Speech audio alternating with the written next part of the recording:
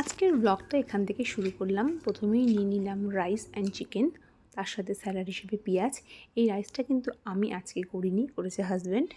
চিকেনটা আমি করেছি, অন্য কাজ ছিল বলে রাইসটা ওই করেছে। ছুটির দিনকে কিন্তু ও রান্না করতে চায় এবং রান্না করতে ভীষণ ভালোবাসে এবং খুব সুস্বাদু রান্নাও করে।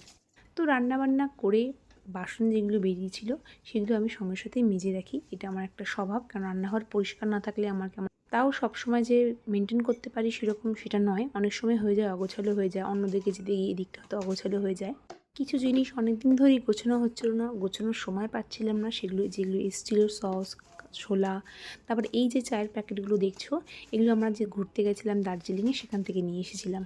নেওয়ার সময় একটু ভয় ভয় পাচ্ছিলাম ঠিকই, কিন্তু যখন বাড়িতে এসে চা করলাম, সত্যি এত ভালো চায়ের পাতাটা খেতে, মনে হচ্ছে আরও 2 প্যাকেট নিয়ে আসলে হয়তো ভালো হতো। প্রায় 5-7 মাস ধরে তাহলে খেতে পারতাম। লিকার চা আর দুধ চা দুটোতেই কিন্তু ভালো লাগছে, তবে লিকার চা যেন পাতা দিয়ে চাটা লিকার চায় বেশি ভালো লাগে।